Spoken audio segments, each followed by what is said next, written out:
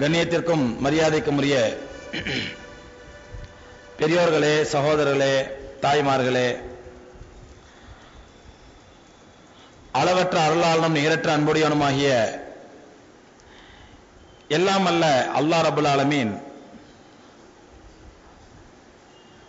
உலகத்தில் மனிதர்கள் வாழ்வதற்கு தேவையான எத்தனையோ இன்றியமையாத அடிப்படையான தேவையான அம்சங்களை வகுத்து தந்ததை போன்று உலகில் மனிதன் வாழ்வதற்கு அதி முக்கிய தேவையான சில குணங்களையும் அல்லாஹ் ரப்பல் ஆலமீன் மனிதர்களுக்கு வகுத்து தந்திருக்கின்றான். குணம் என்பது சில குணம் அல்லாஹ் சுப்ஹானஹு வ தஆலா மனிதர்களுக்கிடையே இயற்கையாகவே அவர்களுக்கு அந்த குணத்தை அல்லாஹ் கொடுத்திருப்பான். அந்த குணத்திற்கும் ஈமானுக்கும் சம்பந்தம் இருக்காது. ஈமான் உள்ளவர்களிடத்திலும் அந்த குணம் இருக்கும், ஈமான் இல்லாதவர்களிடத்திலும் அந்த நல்ல குணம் இருக்கும். சில குணங்கள் இருக்கின்றன, அந்த குணம் அல்லாஹ் இயற்கையாக வழங்காவிட்டாலும் கூட ஈமான் வந்துவிட்டால் அந்த குணமும் தானாக சேர்ந்து வந்துவிடும். உதாரணமாக பெருமானார் ஸல்லல்லாஹு அலைஹி வஸல்லம் அவர்கள் சொன்னார்கள்,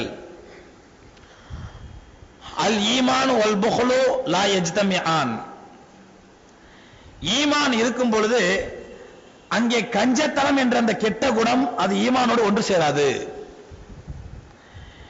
ஏனென்றால் ஈமானுக்கும் கஞ்சத்தனத்திற்கும் விரோதமானது. ஈமான் வந்துவிட்டால் அங்கே கஞ்சத்தனம் என்பது இருக்காது. இயற்கையாகவே ஒருவன் கஞ்சத்தனம் உள்ள குணம் உள்ளவனாக இருந்தாலும் அவன் ஈமான் இல்லாத நிலையில் அவன் கஞ்சனாக இருப்பானேயானால் அவனிடத்தில் ஈமான் வந்துவிட்டால் அந்த கஞ்சத்தனம் அவனிடத்தில் காணாமல் போய்விடும். ஏனென்றால் ரெண்டும் நேர் விரோதமானது. சில சமயங்களில் பெருமானார் ஸல்லல்லாஹு அலைஹி வஸல்லம் சொன்னார்கள், ஈமானும் கோழைத்தனமும் ஒன்று சேராது என்று சொன்னார்கள். இயற்கையாகவே ஒருவன் பயந்த சுபாவம் உள்ளவனாக இருந்தால் அவனிடத்தில் ஈமான் வந்துவிட்டால் அந்த பயம் மிகைத்து அவனை கோழையாக ஆக்கிவிடாது.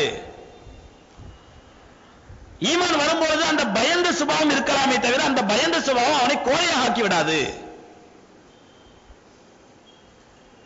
சில குணங்கள் இருக்கிறது, அதற்கு ஈமானோட சம்பந்தம் கிடையாது. அந்த நற்குணமாக இருந்தாலும் கூட அந்த நற்குணங்கள் ஈமான் உள்ளவரிடத்திலும் இருக்கும், ஈமான் இல்லாதவரிடத்திலும் இருக்கும். உதாரணமாக தர்ம சிந்தனை, உதவி மனப்பான்மை, மற்றவர்களுக்கு நம்மால் முடிந்த பணிகளை செய்ய வேண்டும் என்ற பணிவிடை சிந்தனை, இதற்கும் ஈமானுக்கு சம்பந்தம் இல்லை. ஈமான் உள்ளவரிடத்திலும் இருக்கும், ஈமான் அல்லாதவரிடத்திலும் இருக்கும்.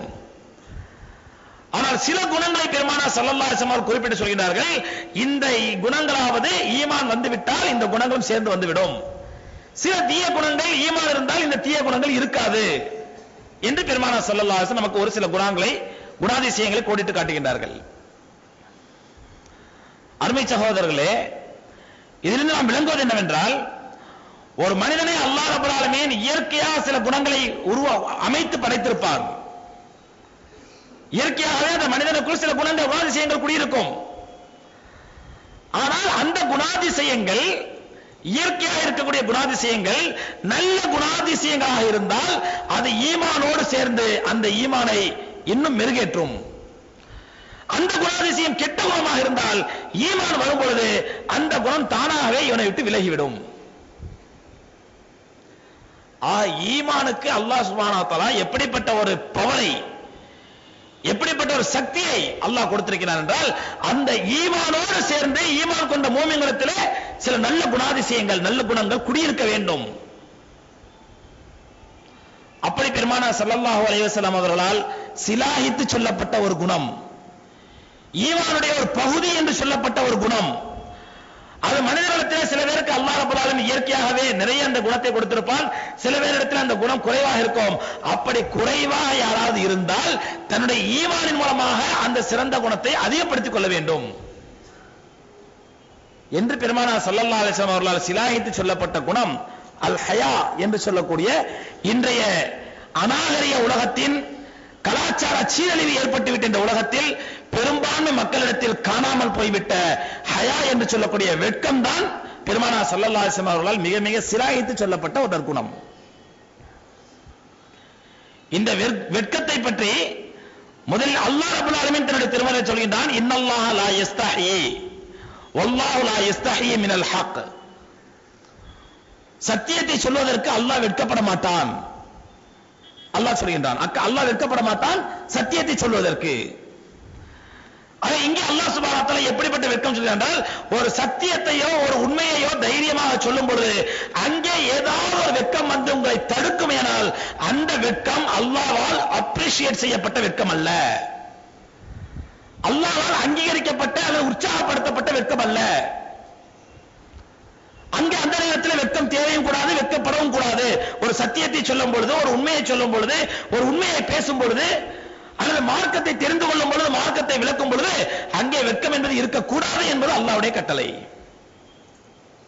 இது எந்த நேரத்தில் அல்லாஹ் சொல்கின்றான்? பெருமானார் ஸல்லல்லாஹு அலைஹி வஸல்லம் அவர்கள் வீட்டுக்கு சஹாபாக்கள் ஒரு நாள் இரவு உணவு உண்பதற்காக வருகின்றார்கள். சாப்பிட்டு விட்டு இரவு நேரம் ரொம்ப நேரம் பேசிக் கொண்டிருக்கிறார்கள். இரவு கலந்து கொண்டிருக்கிறது. பெருமானார் ஸல்லல்லாஹு அலைஹி வஸல்லம் அவர்களுக்கு இடையூறாக இருக்கின்றது. ரசூலுல்லாஹி ஸல்லல்லாஹு அலைஹி வஸல்லம் இயல்பு மக்ரிப் முடித்தவுடனே சாப்பிட்டு விடுவார்கள், இஷா தொழுதவுடனே படுத்து விடுவார்கள் தஹஜ்ஜுத் தொழுவதற்கு வசதியாக. இங்கே இஷா தொழுத பிறகு சஹாபாக்கள் இரவு உணவு வலிமா உணவு விட்டு பெருமானார் வீட்டில் உட்கார்ந்து பேசிக் கொண்டிருக்கிறார்கள். இது பெருமானார் ஸல்லல்லாஹு அலைஹி வஸல்லம் இடையூறாக இருக்கின்றது. ரசூலுல்லாஹி ஸல்லல்லாஹு அலைஹி வஸல்லம் சஹாபாக்களிடத்தில் சொல்லி, சரி எழுந்திருச்சு போங்க, எனக்கு இடையூறாக இருக்கிறது என்று சொல்லலாம் என்றால், பெருமானார் ஸல்லல்லாஹு அலைஹி வஸல்லம் அவர்களுக்கு இந்த நேரத்தில் வெட்கம் வந்து தடுக்கின்றது. இந்த நேரத்தில் வெட்கம் வந்து தடுக்கின்றது. எப்படி தடுக்கின்றது? தம்முடைய வீட்டு விருந்தாளியாக வந்திருக்கிறார்கள் அவர்கள். இன்னொன்று, இது மார்க்க சம்பந்தப்பட்டதாக இருந்தால் பரவாயில்லை, நம்முடைய சொந்த விஷயம் சம்பந்தப்பட்டது, எனக்கு இடையூறாக இருக்கிறது சொந்த விஷயத்தில் சம்பந்தப்பட்டது. மார்க்க சம்பந்தப்பட்டதாக இருந்தால் பெருமானார் ஸல்லல்லாஹு அலைஹி வஸல்லம் வெட்கலாம் பட மாட்டார்கள், பளிச்சென்று சொல்லிவிடுவார்கள். இது சொந்த விஷயம், அதனால் எப்படி சொல்வது என்று யோசித்துக் கொண்டிருக்கிறார்கள். அல்லாஹ் ரப்பல் ஆலமீன் சூரத்து தஹ்ரீமுடைய வசனங்களை அல்லாஹ் குர்ஆனில் இறக்கி வைத்தான். மூமின்களே, நீங்கள் நபியுடைய வீட்டில் இரவு உணவு உண்டு விட்டால் உடனடியாக அவருடைய வீட்டை காலி செய்து சென்று விடுங்கள். அப்ப இதை உங்களை காலி செய்யுங்கள், வீட்டை விட்டு வெளியேறுங்கள் என்று சொல்வதற்கு நபி வெட்கப்படுகிறார்கள். ஆனால் அல்லாஹ் ஹக்கை சொல்வதற்கு வெட்கப்பட மாட்டான். உண்மையை சத்தியத்தை சொல்லக்கூடிய விஷயத்திலே வெட்கப்படக்கூடாது, மார்க்க விஷயத்தில் வெளிப்படையாக சொல்வதிலே வெட்கப்படக்கூடாது என்பது அல்லாஹ்வுடைய கட்டளை. ஆகவே முதலில் இந்த விஷயத்தில் நாம் வெட்கப்படக்கூடாது என்பதை புரிந்து கொள்ள வேண்டும். அடுத்த எந்த நேரத்தில் பெருமானார் ஸல்லல்லாஹு அலைஹி வஸல்லம் வெட்கம் என்பது அப்ரிஷியேட்டட் என்று சொன்னார்கள்? வெட்கம் வலியுறுத்தப்பட்டது, வெட்கம் அங்கீகரிக்கப்பட்டது, வெட்கம் வரவேற்கத்தக்கது என்று சொன்ன விஷயங்கள் எந்தெந்த விஷயங்கள்? ஒரு சஹாபி ரலியல்லாஹு புகாரி ஹதீஸ்ல வருகின்றது, மர்ர நபி ஸல்லல்லாஹு அலைஹி வஸல்லம் சமிஅ ரஜுலன் யஈது அஹாஹு அனில் ஹயா. பெருமானார் ஸல்லல்லாஹு அலைஹி வஸல்லம் சாலையில் சென்று கொண்டிருக்கிறார்கள். அப்பொழுது ஒரு சஹாபி ரலியல்லாஹு தஆலா தன்னுடைய தம்பிக்கு வெட்கத்தை பற்றி உபதேசித்துக் கொண்டிருக்கிறார்கள். அவர் அதிகமாக வெட்கப்படுகிறார் என்ற, தம்பி அதிகமாக வெட்கப்படாத, சின்ன சின்ன விஷயத்துல வெட்கப்படாத என்று, வெட்கப்படக்கூடாது என்று தன்னுடைய தம்பிக்கு, தன்னுடைய சகோதரருக்கு அவர் உபதேசம் செய்து கொண்டிருக்கிறார். இவரை பார்த்து பெருமானார் ஸல்லல்லாஹு அலைஹி வஸல்லம் சொன்னார்கள், தாஹு அல் ஹயா ஷுஅபத்து மினல் ஈமான், விட்டு விடுங்கள். வெட்கம் என்பது ஒரு அருவருக்கத்தக்க குணமோ அல்லது அது இருக்கக்கூடாத குணமோ ஒரு கெட்ட குணமோ அல்ல. வெட்கம் என்பது இருக்கட்டும், தாஹு அவரை விட்டு விடுங்கள், அல் ஹயா ஷுஅபத்து மினல் ஈமான், வெட்கம் என்பது ஈமானுடைய ஒரு பகுதி என்று பெருமானார் ஸல்லல்லாஹு அலைஹி வஸல்லம் சொன்னார்கள். ஈமான் இருந்தால் அங்கே வெட்கம் வர வேண்டும். ஈமான் என்பது, வெட்கம் என்பது ஈமானுடைய ஒரு பகுதி. அவரை வெட்கப்படக்கூடிய ஒரு சகோதரரை நீங்கள் தடுக்காதீர்கள், அவர் அப்படியே விட்டுவிடுங்கள் என்று பெருமானார் ஸல்லல்லாஹு அலைஹி வஸல்லம் அவர்கள் அந்த சஹாபி ரலியல்லாஹு தஆலா போதிக்கிறார்கள். ஆக வெட்கம் என்பது ஒரு மூமினிடத்திலே கட்டாயம் இருக்க வேண்டிய ஒரு குணம். இன்னொரு ஹதீஸ்ல பெருமானார் ஸல்லல்லாஹு அலைஹி வஸல்லம் அவர்கள் சொன்னார்கள், அல் ஹயாஉ வல் ஐயு ஷுஅபத்தானி மினல் ஈமான், ஈமானும் அமைதியும் ஈமானுடைய இரண்டு கிளைகள். வெட்கமும் அமைதியும் ஈமானுடைய இரண்டு கிளைகள். ரசூலுல்லாஹி ஸல்லல்லாஹு அலைஹி சொல்றாங்க, அல் ஹயாஉ வல் ஐயு ஷுஅபத்தானி மினல் ஈமான், வெட்கமும் ஹயாவும், வெட்கமும் அமைதியும் ஈமானுடைய இரண்டு கிளைகள் என்று சொல்லிவிட்டு அடுத்த வார்த்தையில சொன்னார்கள், அல் பிதாஉ வல் பயானு ஷுஅபத்தானி மினன் நிஃபாக், எப்ப பார்த்தாலும் அருவருப்பான அசிங்கமான வார்த்தைகளை பேசுவது, அல்லது எப்பவும் பேசாட்டாலும் சில சமயங்கள்ல இவர் தன்னுடைய இயற்கைக்கு மாற்றமாக அடக்கி வைக்கும் பொழுது அங்கே கோபம் மிஞ்சும் பொழுது இவரை தெரியாமல் அருவருப்பான அசிங்கமான வார்த்தைகள் வெளியே வந்து விழும். கேட்க காது கூசும் அளவுக்கு அசிங்கமான வார்த்தைகள் இவரை அறியாமல் அல்லது டென்ஷன் ஆகும் பொழுது, கோபப்படும் பொழுது அந்த அசிங்கமான வார்த்தைகள் வெளியில வந்து விழும். பெருமானார் ஸல்லல்லாஹு அலைஹி வஸல்லம் சொன்னார்கள், அல் பிதாஉ வல் பயானு ஷுஅபத்தான் மினன் நிஃபாக். இப்படி அருவருப்பான வார்த்தைகளை பேசுவதும் சூனியம் வைப்பதும் நயவஞ்சகத்தினுடைய இரண்டு கிளைகள். அருவருப்பான வார்த்தைகளை பேசுவது என்பது வெட்கத்திற்கு நேர்மை எதிரானது. ஒரு மனிதனிடத்தில் வெட்கம் இருக்குமே, ஹயா இருக்குமே, அவரிடத்தில் அருவருப்பான வார்த்தைகளோ அசிங்கமான வார்த்தைகளோ கேவலமான வார்த்தைகளோ வராது. அவர் வெட்கம் கெட்டு போய்விட்டால், வெட்கமே அவருக்கு இல்லை என்றால், அப்போதுதான் அவருடைய நாவிலிருந்து அசிங்கமான வார்த்தைகள், கேவலமான வார்த்தைகள், கேட்கக்கூடாத கூசக்கூடிய வார்த்தைகள் எல்லாம் வெளியே வரும். ஒரு மனிதனுடைய ஈமானையும் அந்த ஈமானுடைய கண்ணியத்தையும் உலகத்திற்கு பறைசாற்றுவது ஒரு மனிதனுடைய வெட்கம், ஹயா. இதைத்தான் ரசூலுல்லாஹி ஸல்லல்லாஹு அலைஹி வஸல்லம் அவர்கள் இன்னொரு ஹதீஸில் அழகாக சொன்னார்கள், இன்ன மிம்மா அதரக்க நாஸு மின் கலாமின் நுபுவா.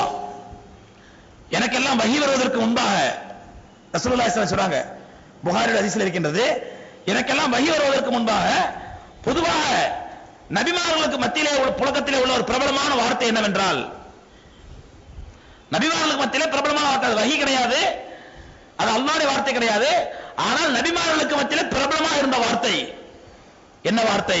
இதா லம் தஸ்தஹி ஃபஃஅல் மா ஷிஅத். உனக்கு வெட்கமே இல்லை என்றால் நீ எதை வேண்டுமானாலும் செய்து கொள்ளலாம்.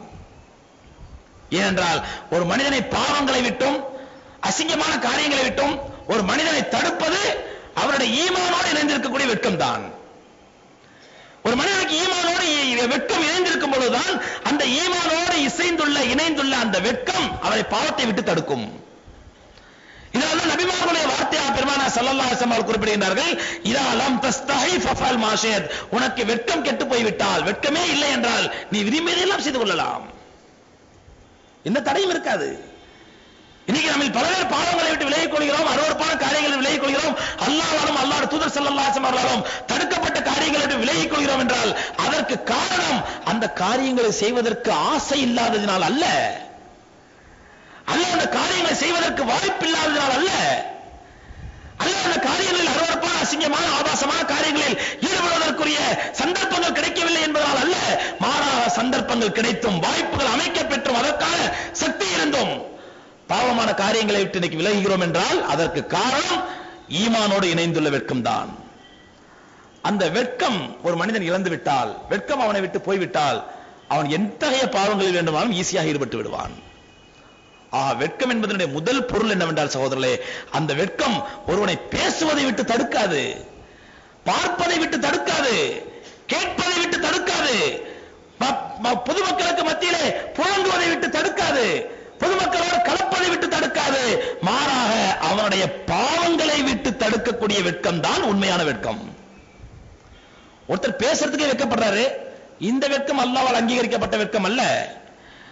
ஒருத்தர் சாதாரண பார்க்கிறதுக்கே வெட்கப்படுறாரு, கூச்சப்படுறாரு, ஒரு சபையில வந்து உட்கார்ந்து வெட்கப்படுகிறார், இது அல்லாஹ்வால் அப்ரிஷியேட்டட் வெட்கம் அல்ல. சொல்லப்போனால் பெருமானார் ஸல்லல்லாஹு அலைஹி வஸல்லம் சொன்னார்கள், புகாரி ஹதீஸில் இருக்கின்றது, ஒரு சபையிலே 3 சஹாபாக்கள் வந்து உட்கார்கிறார்கள். முதல் சஹாபி பெருமானார் ஸல்லல்லாஹு அலைஹி வஸல்லம் அவருடைய உரையை கேட்க வேண்டும் என்ற ஆர்வத்திலே, அவருடைய பயானை கேட்க வேண்டும் என்ற ஆர்வத்திலே முன்னால் வந்து அமர்கின்றார்கள். இன்னொரு சஹாபி எங்க வெட்கப்பட்டு முன்னால எடுத்து முன்னாடி போய் எல்லாரும் தாண்டிட்டு போய் உட்காருவாங்க, நம்ம எங்க இடம் கிடையாது உட்காரலாம், ஓரஞ்சரமா உட்கார்ந்து கொண்டார்கள். மூன்றாவது மனிதர் என்னத்த அரைச்சமாவது தான் அரைப்பாங்க ரசூலுல்லாஹ், கேட்டுக்கிட்டு என்னத்த பண்ண என்று அதை அப்படியே ஒரு உதாசீனம் செய்து விட்டு சென்று விட்டார். பெருமானார் ஸல்லல்லாஹு அலைஹி வஸல்லம் அவர்கள் தங்களுடைய உரையின் நடுவிலே சொன்னார்கள், சஹீஹ் புகாரில பதிவு செய்யப்பட்ட ஹதீஸ் இது, தன்னுடைய பிரச்சாரத்தின் நடுவிலே சொன்னார்கள், ஃபஅம்மா அர்ஸலல்லாஹு தஆலா ஸலாஸத்தன் லிஸபாத்திக்கும் ஓ கமா ஸல்லல்லாஹு அலைஹி வஸல்லம். அல்லாஹ் ரப்பல் ஆலமீன் 3 மனிதர்களை அனுப்பியது உங்களுடைய படிப்பினைக்காக, உங்களுடைய பாடத்திற்காக. ஃபஅம்மா மன் தகத்தம அல்லாஹ் இலைஹி, யார் அல்லாஹ்வுடைய நல்ல வார்த்தைகளை கேட்க வேண்டும் என்ற ஆர்வத்திலே முன்னால் வந்து உட்கார்ந்தாரோ அவரை நோக்கி அல்லாஹ் முன்னால் வந்து விட்டான். யார் முன்னேறி வந்தாரோ அவரை நோக்கி அல்லாஹ் முன்னேறி வந்தான். ஃபஅம்மா மன் மனிஸ்தஹியா மினல்லாஹி ஃபஸ்தஹல்லாஹு மின்ஹு, யார் வெட்கப்பட்டு அல்லாஹ்வுடைய விஷயங்களில் ஈடுபடுவதற்கு, பொதுக்காரியங்களில் ஈடுபடுவதற்கு, மக்களோடு கலப்பதற்கு இதில் என்ன வெட்கம் இருக்கிறது? ஆனால் யார் அதிலே வெட்கப்பட்டு ஓரஞ்சாரமாக கிடைத்த இடத்தில் உட்கார்ந்து கொண்டாரோ ஃபஸ்தஹியல்லாஹு மின்ஹு, அவருடைய விஷயத்தில் அல்லாஹ் வெட்கப்பட்டு விட்டான். வ அம்மா மன் ஆரவல்லாஹு அன்ஹு, யார் புறக்கணித்து விட்டு சென்றானோ அல்லாஹ்வும் அவனை புறக்கணித்து விட்டான். பெருமானார் ஸல்லல்லாஹு அலைஹி சொன்னாங்க, இந்த ஹதீஸ்ல நமக்கு விளங்கக்கூடிய படிப்பினை என்ன, பாடம் என்ன? மார்க்க விஷயங்களிலே நல்ல விஷயங்களை செயல்படுத்துவதிலும், நல்ல விஷயங்களை முன்னோக்குவதிலும், நல்ல விஷயங்களில் ஈடுபடுவதிலும் முன்னேறி செல்ல வேண்டும், முன்னால் செல்ல வேண்டும். அங்கே தடுக்கக்கூடிய அந்த உணர்வுக்கு பெயர் வெட்கம் அல்ல. அது ஒரு தாழ்வு மனப்பான்மை, இன்ஃபீரியாரிட்டி காம்ப்ளெக்ஸ் என்று ஆங்கிலத்தில் சொல்வார்கள். அது ஒரு தாழ்வு மனப்பான்மை. அந்த தாழ்வு மனப்பான்மைக்கு பெயர் வெட்கமோ கூச்சமோ அல்ல. அப்படிப்பட்ட ஒரு தாழ்வு மனப்பான்மை இஸ்லாம் அங்கீகரிக்கவில்லை. நல்ல விஷயங்களிலே, மார்க்க விஷயங்களிலே, பொது சேவைகளிலே, அல்லாஹ்வுடைய திருப்தியை பெறக்கூடிய விஷயங்களிலே, அல்லாஹ்வுடைய கண்மணி நாயகம் ஸல்லல்லாஹு அலைஹி வஸல்லம் உடைய ஷஃபாத்தை பெறக்கூடிய விஷயங்களிலே ஒரு வெட்கப்படவும் கூடாது, கூச்சப்படவும் கூடாது. அப்படி ஒரு வெட்கப்பட்டால் அதற்கு பெயர் வெட்கம் அல்ல, அதற்கு பெயர் தாழ்வு மனப்பான்மை, இன்ஃபீரியாரிட்டி காம்ப்ளெக்ஸ். ஆகவே வெட்கம் என்பது எந்த விஷயத்தில் என்றால், ஒரு பாவமான காரியத்தை செய்யக்கூடிய விஷயத்தில், அல்லாஹ்வால் தடை செய்யப்பட்ட காரியத்தை முன்னோக்கி செல்லக்கூடிய நேரத்திலே, அல்லாஹ்வுடைய ஹபீப் ஸல்லல்லாஹு அலைஹி வஸல்லம் அவர்களால் எரிச்சல் ஊட்டப்பட்ட காரியத்திலே, ஷைத்தானுக்கு பிடித்தமான காரியங்களிலே செய்யும் பொழுது எந்த ஒரு உணர்வு நம்மை தடுக்கின்றதோ அந்த உணர்வுக்கு பெயர் தான் வெட்கம். அந்த வெட்கத்தை தான் அல்லாஹ் அப்ரிஷியேட் பண்றான். அல்லாஹ்வுடைய தூதர் ஸல்லல்லாஹு அலைஹி வஸல்லம் அவர்கள் உற்சாகப்படுத்துகிறார்கள், வரவேற்கின்றார்கள். அதைதான் ஈமானுடைய ஒரு பகுதி என்று சொன்னார்கள். அருமை சகோதரர்களே, இல்லை என்றால் பொதுவாக இயற்கையாக இருக்கக்கூடிய வெட்கம், மனிதருக்குள் இருக்கக்கூடிய இயற்கையான ஒரு வெட்கம், ஒரு மனிதன் தன்னுடைய ஆடை விலகிவிடக் கூடாது என்று நினைக்கக்கூடிய வெட்கம், தன்னுடைய மர்ம உறுப்புகள் மற்றவர்கள் தெரிந்துவிடக் கூடாது என்று நினைக்கக்கூடிய வெட்கம், அதே போன்று பெண்களுக்கு தங்களுடைய உடல் அங்க அவயங்கள் மற்றவர்கள் பார்த்துவிடக் கூடாது என்று நினைக்கக்கூடிய வெட்கம், இது அல்லாஹ் ரப்பல் ஆலமீன் மனிதர்களுக்கு வைத்திருக்கக்கூடிய இயற்கையான வெட்கம். இந்த வெட்கம் மனிதனை மிருகங்களை விட்டு பகுத்தாயும், மிருகங்களை விட்டு இவனை தனிமைப்படுத்தும். அத்தகைய வெட்கம் மிருகங்களுக்கு கிடையாது. அந்த மிருகங்களுக்கு இல்லாத ஒரு சிறப்பம்சமா அல்லாஹ் ரப்பல் ஆலமீன் மனிதர்களுக்கு கொடுக்கக்கூடிய வெட்கம் அவனுக்கு இயற்கையாக ஏற்படக்கூடிய வெட்கம். இந்த வெட்கத்திற்கும் ஈமானுக்கும் சம்பந்தம் இல்லை. இது மனித குலம் எல்லோருக்குமே உள்ள வெட்கம், இது உணர்வு. இது மனிதர்களாக பிறந்தால் நிச்சயமா அந்த வெட்கம் இருக்கும். அவன் முஸ்லிமாக இருந்தாலும் சரி, முஸ்லிம் அல்லாதவராக இருந்தாலும் சரி, அவர் மூமினாக இருந்தாலும் சரி, மூமின் அல்லாதவராக இருந்தாலும் சரி, இந்த வெட்கம் இயற்கையாக இருக்கும். ஆனால் இயற்கையாக இருக்கக்கூடிய இந்த வெட்க உணர்வை இஸ்லாம் இன்னும் அதிகமாக உற்சாகப்படுத்தி அதிகப்படுத்த சொல்லும். ஈமான் இல்லை என்றால் இந்த வெட்கம் நாளுக்கு நாள் குறைந்து குறைந்து குறைந்து மனித தன்மையே இழந்து மனிதன் மிருகத்தை போன்று மாறிவிடுவான். அதனால்தான் ஈமான் இல்லாத இடங்களிலே சகோதரர்களே இந்த இயற்கையான வெட்கம் இருக்கின்றது. மனிதகுலம் எல்லோருக்கும் பொதுவான இயற்கையான வெட்கம். மூமினாக இருந்தாலும், மூமின் அல்லாதவராக இருந்தாலும், முஸ்லிமா இருந்தாலும், முஸ்லிம் அல்லாதவராக இருந்தாலும், இயற்கையாக இருக்கக்கூடிய ஆண்களுக்கு பெண்களுக்குள்ள வெட்கம், இது ஈமான் இருந்தால் இந்த வெட்கம் கொஞ்சம் கொஞ்சமாக படிப்படியாக அதிகரித்துக் கொண்டே இருக்கும். ஈமான் இல்லை என்றால் இந்த வெட்கம் கொஞ்சம் கொஞ்சமாக குறைந்து கொண்டே வந்து கடைசியிலே மனிதனை மிருகத்திற்கு வித்தியாசம் இல்லாதவனாக ஆக்கிவிடும். இன்று மேலை நாட்டு கலாச்சாரம் பார்க்கின்றோம். ஈமான் இருக்கக்கூடிய பெண்கள் கொஞ்சம் கொஞ்சமாக தங்களுடைய வெட்கத்தை உணர்வை அதிகரித்து இறுதியில் தங்களுடைய உடல் முழுவதையுமே மறைக்கக்கூடிய அல்லாஹ் சொன்ன கட்டளைப்படி அல்லாஹ்வுடைய ஹபீப் ஸல்லல்லாஹு அலைஹி வஸல்லம் வலியுறுத்தியதை போன்று அவர்கள் புர்கா அணிந்து தங்களுடைய அழகை மறைத்து, தங்களுடைய அங்க அவயங்களை மறைத்து, தங்களுடைய அழகை தங்களுடைய கணவனுக்கு மட்டுமே காட்டக்கூடிய உன்னதமான உயரியமான நாகரிகத்தையும் கண்ணியத்தையும் பாதுகாக்கின்றார்கள். ஈமான் இல்லாத மக்கள் அந்த கண்ணியம் குறைந்து குறைந்து குறைந்து கடைசியிலே மேலாடையும் கீழாடையும், கடைசியிலே டூ பீஸ் என்றும் அசிங்கமான ஆபாசமான ஆடை என்றும் மிருகங்களை விட கேடுகட்ட நிலைக்கு அந்த பெண்கள் தள்ளப்படுகின்றார்கள். ஏன்? ஈமான் இல்லாததினால். ஆண்களும் சரி, பெண்களும் சரி, பொது இடங்களிலோ அல்லது பொழுதுபோக்கு இடங்களிலோ ஆண்களும் பெண்களும் அசிங்கமான ஆடைகள் அணிந்து, அவனும் ஒரே ஒரு கோமணத்தை போன்ற ஒரு ஆடையை கட்டிக்கொண்டு, இந்த பொண்ணும் இரண்டு கோமணத்தை, கீழே ஒரு கோமணம் மேலே ஒரு கோமணத்தை கட்டிக்கொண்டு அசிங்கமாக மிருகங்களை விட கேடுகட்டவர்களாக. ஏன்? காரணம் என்ன? அது இயற்கையாக இருக்க வேண்டிய வெட்கம். ஈமான் இருந்தால் அந்த வெட்கம் கூடிக்கொண்டே செல்லும். ஈமான் இல்லை என்றால் அந்த வெட்கம் நாளுக்கு நாள் குறைந்து இவனை மிருகத்துக்கு ஈரானதாக ஆக்கிவிடும். ஷுவைரா ரலியல்லாஹு தஆலா அன்ஹா என்ற ஒரு சஹாபி பெண்மணி, அன்னை ஹதியா ரலியல்லாஹு தஆலா அன்ஹா அவளுடைய அடிமை பெண் இந்த அம்மையார். இவர் பெருமானார் ஸல்லல்லாஹு அலைஹி வஸல்லம் அவர்களிடத்திலே கேட்கிறார்கள். புகாரிலும் முஸ்லிமிலும் பதிவு செய்யப்பட்ட ஒரு சம்பவம், நமக்கெல்லாம் ஒரு படிப்பினை தரக்கூடிய அற்புதமான சம்பவம்.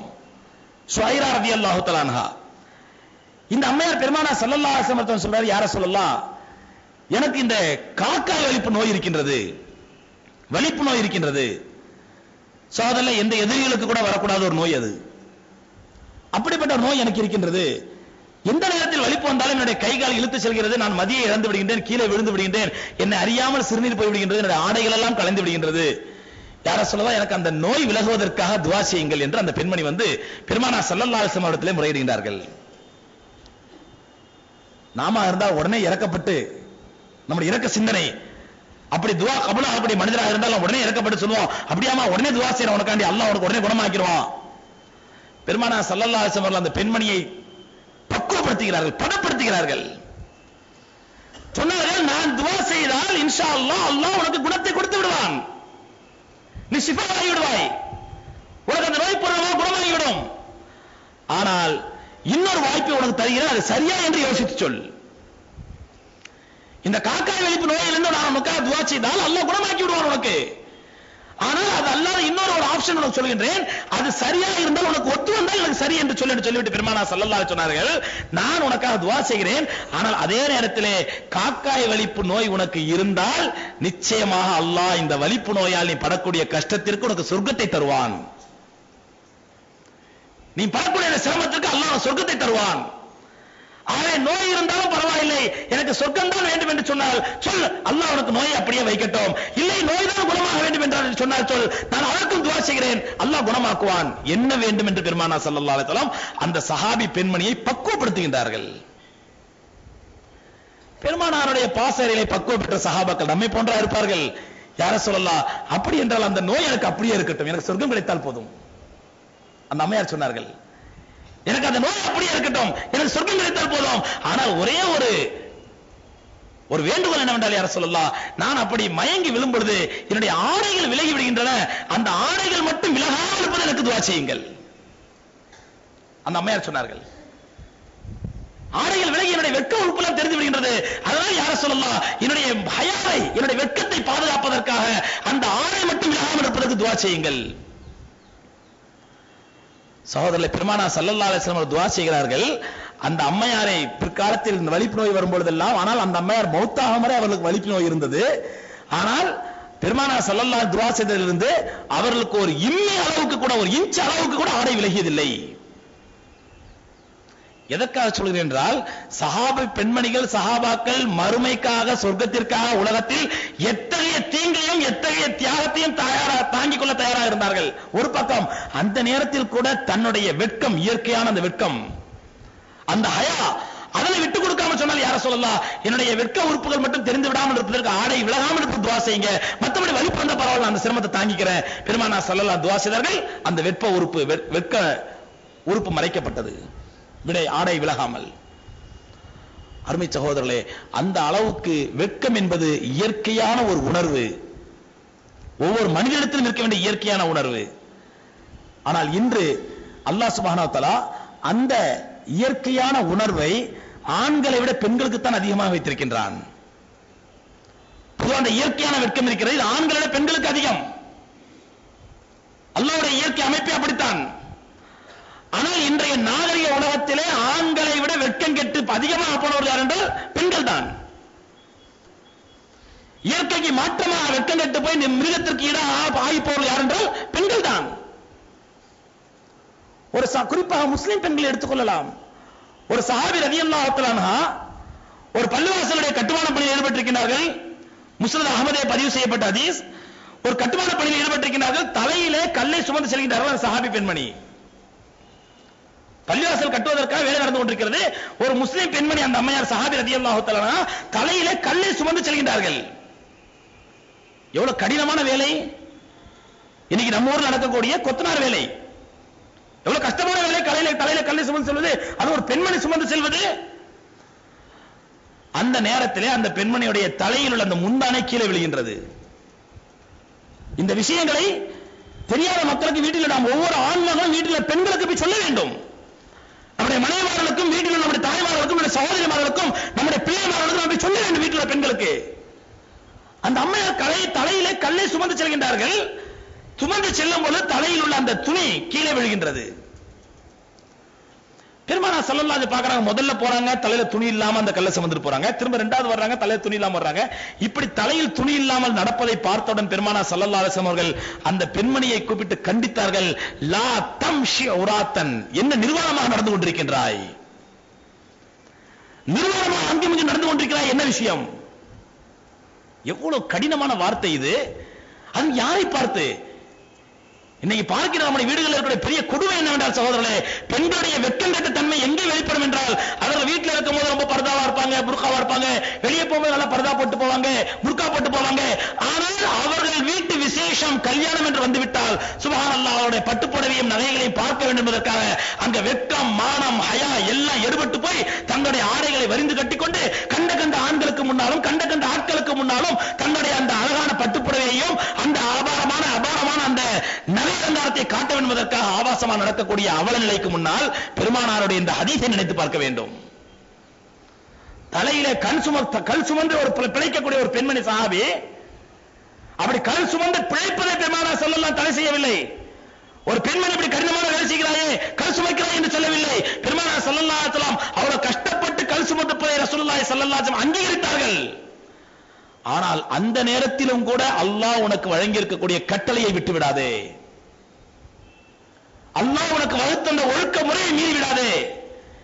தலையில துணி இல்லாமல் அந்த நடந்த பெண்ணை பார்த்து பெருமானார் ஸல்லல்லாஹு அலைஹி வஸல்லம் லா தம்ஷி உராத்தன், நிர்வாணமாக நடக்காதே அங்கும் இங்கும் என்று சொன்னார்கள். ஒரு பெண்ணுக்கு தலையிலிருந்து துணி விலகுவதே நிர்வாணத்துக்கு ஈடானது என்று பெருமானார் ஸல்லல்லாஹு அலைஹி வஸல்லம் எச்சரிக்கின்றார்கள் என்றால், இங்கே நம்முடைய சமுதாயத்து பெண்களுக்கு வெக்கம் கெட்டு போனே நாம் எங்கே போய் சொல்வது?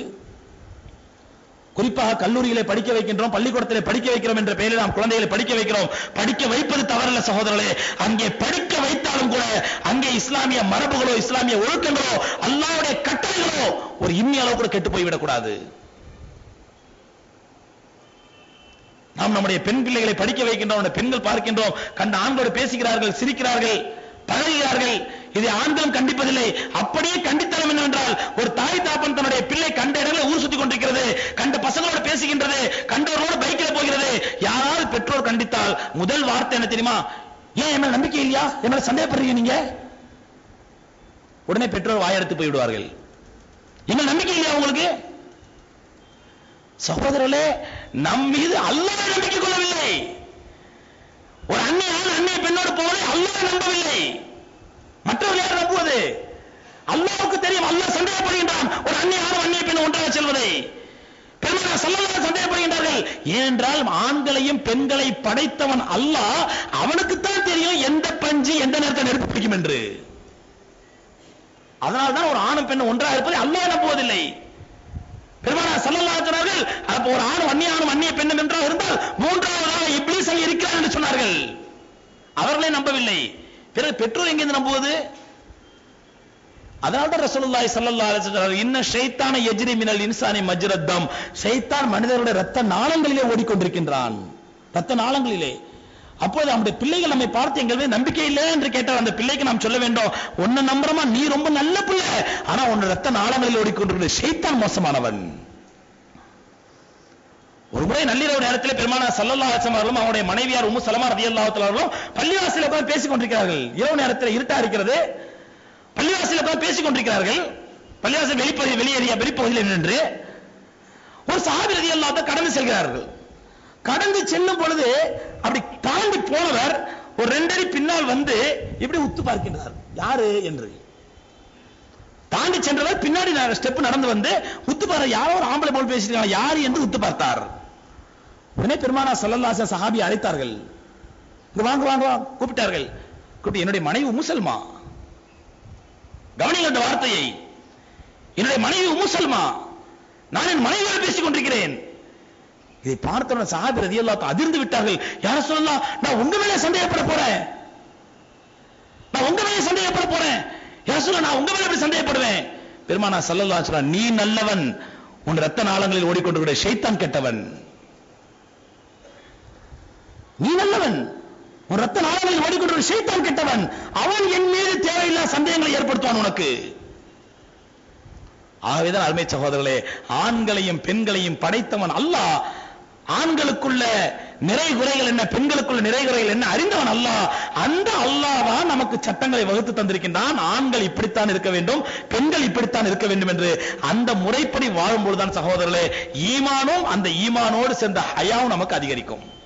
நான் அடிக்கடி உங்களுக்கு சொல்வதுண்டு, நாம் நம்முடைய பெண் பிள்ளைகளை ஆரம்பத்திலே அவர்களுக்கு ஆபாசமான ஆடைகளையும் அசிங்கமான ஆடைகளையும் 4 வயது 3 வயது குழந்தையா இருக்கும் பொழுது அந்த குழந்தைக்கு அந்த சினிமா நடிகை போன்ற ஆடை அணிவிக்க வேண்டும், இந்த சினிமா நடிகை இந்த பாட்டுல வரால போட்டுட்டு வரால அந்த மாதிரி டிரெஸ் போட வேண்டும் என்று கடைகளை கேட்டு அந்த அரைகுறை ஆபாச ஆடைகளை 3 வயது குழந்தைக்கு நாம் அணிவித்தால் பிறகு 18 வயது குழந்தையாகும் பொழுது 18 வயது பருவ பெண்ணாகும் பொழுது அந்த நேரத்தில் முகத்தை மூடி காலை மூடி தலையை மூடி கையை மூடி நீங்கள் புர்கா போட்டாலும் அதனுடைய உள்ளத்தில் உள்ள ஹயா எடுபட்டு போய்விடும்.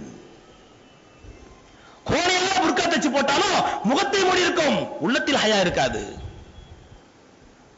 ஆகவே அருமை சகோதரர்களே, ஹயா என்பது, வெட்கம் என்பது ஒவ்வொருவருக்கும் இயற்கையாக இருக்க வேண்டிய நற்குணம். அந்த நற்குணத்தை நாம் உருவாக்கி கொள்ள வேண்டும். அது இயற்கையாக இருக்கக்கூடிய அந்த ஹயா நாம் ஈமானின்படி வாழும் பொழுது, இஸ்லாத்தின்படி வாழும் பொழுது, அல்லாஹ்வுடைய கட்டளைப்படி ஹபீப் ஸல்லல்லாஹு அலைஹி வஸல்லம் அவருடைய வழிமுறைப்படி நாம் வாழும் பொழுது அந்த ஹயா அதிகரித்துக் கொண்டே இருக்கும். அந்த வெட்கம் அதிகரிக்கும். அத்தகைய வெட்கம் தான் இவனுடைய இயற்கையாக இருப்பை அல்லாஹ் வைத்துள்ள அந்த வெட்கம் வளர்ந்து வளர்ந்து வளர்ந்து அது தக்வாவாக, இறையச்சமாக மாறி இந்த ஹயா என்பது சாதாரண இயற்கையாக உள்ள வெட்கம் இவனை பாவங்களை விட்டு தடுக்கக்கூடிய வெட்கமாக உருவாகும். அல்லாஹ் ரப்பல் ஆலமீன் அப்படிப்பட்ட வெட்கத்தை நம் அனைவருக்கும் தந்தருள்வானாக. ஆண்களுக்கும் பெண்களுக்கும் முழுமையான ஹயாவையும் முழுமையான வெட்கத்தையும் தந்து அந்த வெட்கம் தக்வாவாக மாறி அந்த தக்வாவின் மூலமாக நம்முடைய மறுமை வெற்றியை ரப்பல் ஆலமீன் உறுதிப்படுத்துவானாக. வாஹிரு தாவான் அல்ஹம்துலில்லாஹி ரப்பில் ஆலமீன்.